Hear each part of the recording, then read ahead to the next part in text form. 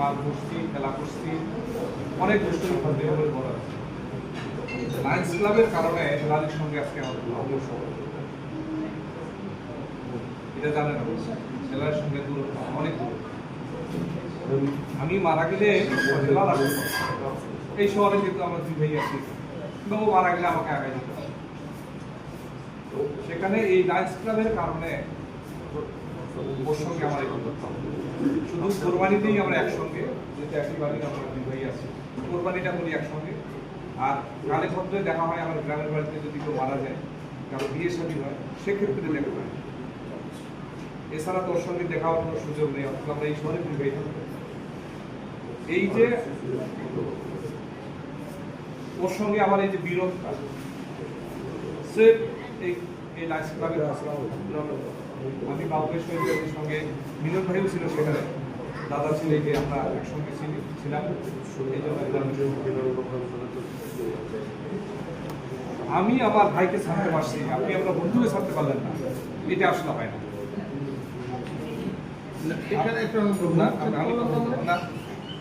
কালকে আপনার মোবাইলে আমরা যখন দেখলাম যে আপনার একটা মিস কল আসছে, আপনার একটা মিস কল আসছে, আমরা আশা করছিলাম আপনি কল ব্যাক করবেন আমাদের সামনে থেকে, আমরা বলছিলাম ওই, কিন্তু আপনি অবসরে গিয়ে ঘুরে গিয়ে তার সঙ্গে কি কথা হয়েছে এটা আমাদের জানা। কি কথা হয়েছিল, মিস কলের আগে কোনো কথা হয়েছিল কিনা এটা আমরা একটু দেখিনি। আগে যদি দুই চারবার কথা হয়, পরে মিস করতে মিস কলটা আমরা দেখি, আরো কোনো কথা হয়েছে কিনা আমরা জানি। আপনি কেন বাইরে গিয়ে কথা বললেন, এটি কিন্তু একটা সন্দেহ বিষয় আছে, এটা আমারই সন্দেহ হয়।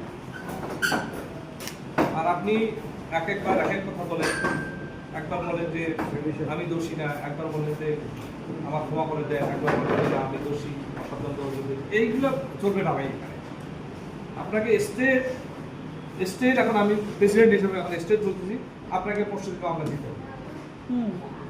আপনি দিবেন কিনা বলেন, এবং মামলা দিবেন আপনি আলাদা আলাদা করে, প্রেসিডেন্ট সেক্রেটারি, ওই যারা নতুন নাম পাচ্ছি আমরা, প্রেসিডেন্ট সেক্রেটারি, অ্যাডমিনিস্ট্রেটর, ট্রেজারার সহ আমরা যারা বলবো, আমরা যাদেরকে বলবো এই মামলা দিবেন কি দিবেন না, এটা আপনাকে সিদ্ধান্ত নিতে হবে। যদি আপনি প্রস্তুতির মামলা না দেন, তারপরের দিন আমি আপনার যদি মামলা দিয়ে অ্যাপ্লাই করবো, আপনার কারণে আমার ক্লাবের এতগুলো মেম্বার, আমি ইনক্লুডিং আমি, এতগুলো মেম্বার ক্ষতিগ্রস্ত হয়েছে, এতগুলো ক্লাবের এতগুলো সদস্যের সম্মানহানি হয়েছে। সুতরাং আপনার সঙ্গে যতই হেসে খালি কথা বলি, আমি প্রেসিডেন্ট, আপনি সেক্রেটারি চেয়ারে আছেন, এটি ভিন্ন জিনিস, কিন্তু আমি আমার নিয়মের জায়গায় কিন্তু আমি ছাড়ব। আপনাকে পরশুদিন মামলা দিতে হবে, এবং এটার কোনো বিকল্প নেই। সুতরাং কিভাবে মামলা লিখবেন, কাকে নিয়ে লিখবেন, জজকে নিয়ে লিখবেন, ম্যাজিস্ট্রেটকে নিয়ে লিখবেন, কাকে নিয়ে লিখবেন, আমরা চাইবো ভালো করে লিখে নেবেন। প্রেসিডেন্ট এবং আমাদের দুই নেতা থাকবেন,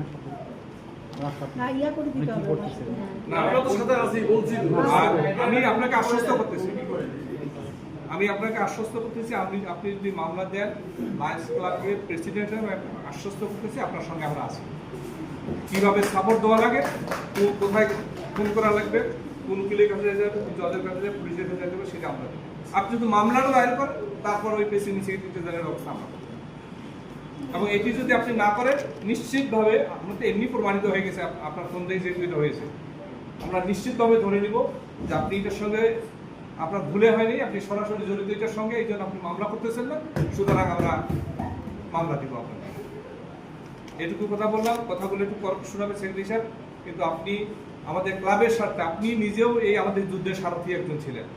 আমরা যখন যুদ্ধ করে এই ক্লাবটাকে উদ্ধার করি, আপনিও কিন্তু আমাদের সঙ্গেই ছিলেন। তাহলে কি এমন ঘটনা ঘটলো, আমি যে কথাটা বললাম যে আমি ওর ভাইকে ছাড়তে পারলাম, আপনি আমার বোনকে ছাড়তে আপনার বন্ধুকে ছাড়তে পারলেন না।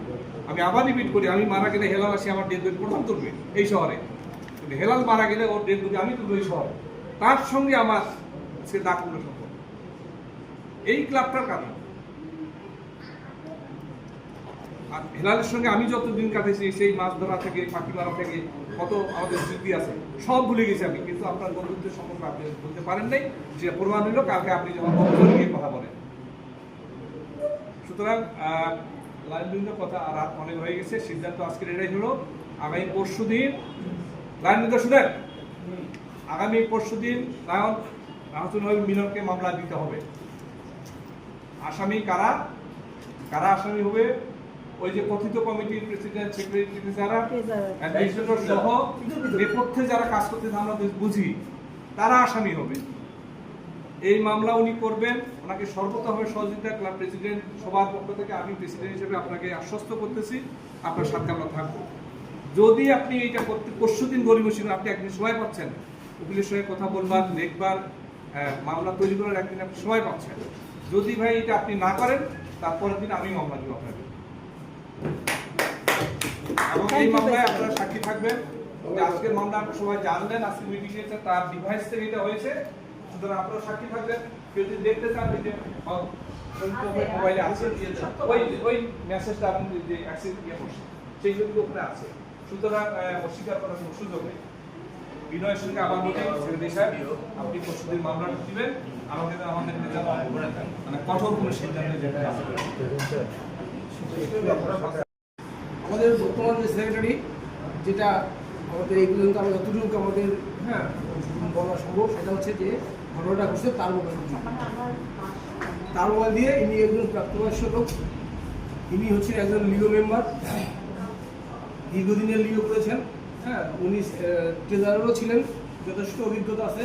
তারপরেও ওনার কাছে এই ভুল, এটা আমরা কেউ মেনে নিতে পারি না।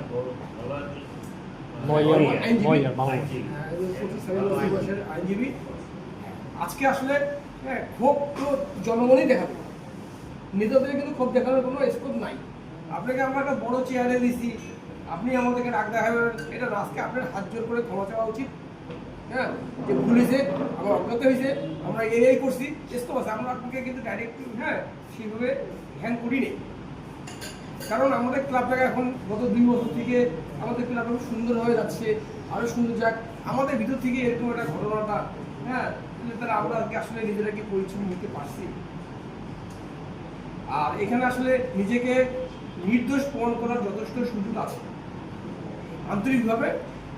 এটা আমি সেক্রেটারি মহোদয়কে বলবো যে সুযোগ আছে, ঠিক আছে, যে আপনার প্রকৃত বন্ধু আসলে কে কে আপনার ভালো চায়। এটা কিন্তু এই বিষয়গুলো কিন্তু সারা জীবন থেকে যাবে যদি নিজেকে এখান থেকে কালিমা থেকে মুক্ত করতে আমরা না পারি, তাহলে কিন্তু এই কথাটা সারা জীবনই থাকবে। যথেষ্ট স্কোপ আছে, কেউ আমরা পরস্পরের শত্রু না, কিন্তু এটা ঠিক আমরা কাউকে ছাড় দিব এত বড় এত কিছু করে এটা আমরা কাউকে ছাড় দিব না। অন্য সংগঠন হলে ওনাকে কিন্তু আজকেই শোকতে নোটিশ দিত, সাসপেন্ড করতো, ইমিডিয়েট কার্যক্রম থেকে অন্য সংগঠন হলে আমরা কি করবো জনগণ বলবে, অনুসন্ধানে তাকে কার্যক্রম থেকে আপাতত হয়তো দূরে সরে রাখতো। তাকে কেসগুলো নিয়ে উনি প্রস্তাব দিচ্ছে যে আমরা যেহেতু আজকে বেরিয়ে আসছি 1 মিনিট আগে অ্যাড করবো, আমরা এখানে সিগনেচার করছি, মানে আমরা সম্মতি দিচ্ছি। এখানে ক্লাবের ভালোর জন্য যে সিদ্ধান্ত নিব ওরা একমত বলে দিচ্ছি। না, আমি আপনাদের অডিয়েন্সে সবার কথা শুনছি, সবার কথা ভালো লাগছে। আপনারা সবাই ক্লাবের ভালোর জন্যই আমরা আসি, ক্লাবে আমরা ডোনেশন দিই, ক্লাবে আমরা সময় দেই, ক্লাবের এই দুর্ঘটনা আমাদের হাত দিয়ে হবে, এটা আসলে মেনে নেওয়া খুবই কষ্ট। বিশেষ করে যারা নতুন সদস্য, তাদের স্বপ্ন দেখে আসে আসে যদি আমাদের এই চেয়ারগুলো যদি এরকম খবরই নিয়ে আসে, তাহলে আমরা এটা আমাদের, আমি ব্যক্তিগতভাবে আপনাদের সবার কাছে লজ্জিত, আমি ওনার জন্য সুপারিশ করছি।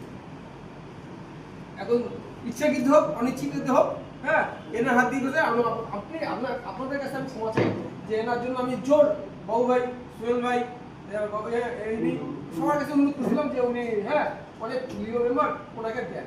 অনেকে বলছিল যে না, এরা আসলে এই ওয়েট নেওয়ার মতন না, ওনার নাই, অনেকে বলছিল। আমি অনুরোধ করছিলাম যে না, আমাদের সাথে সাথে ভুলগুলো কিন্তু আমার শিখাই দিব। যাক, আমি আমার পক্ষে আমার ব্যর্থতার কাছে ক্ষমা চাচ্ছি, এবং আমি চাচ্ছি ভবিষ্যতে যেন এরকম কিছু না হয়।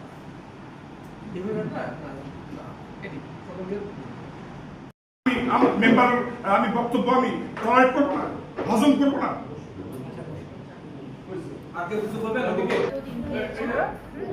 যে ঘূর্ণিঝড় থেকে মানে আপনার ন্যাশনালভাবে কিছু পার্সেল আসছে, সেটা আপনাকে রিসিভ করতে হবে, কিন্তু তারিখটা হলো যেটা 30 তারিখে আমাকে জানিয়েছে। সেটা হলো গত মাসে, মেবি গত মাস হবে। তখন হলো 22 তারিখের ঘটনা, 30 তারিখে আমাকে জানালো।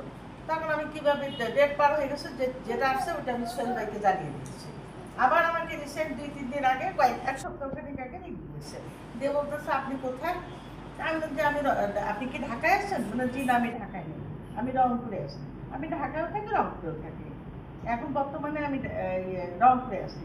তো বলে যে আপনার ঢাকায় কি আছে, ঢাকায় আমার মেয়ে আছে, জামাই আছে, হ্যাঁ, তাহলে আপনার তারা রিসিভ করতে পারবে না? পারবে, যদি আপনি বলেন পারবে।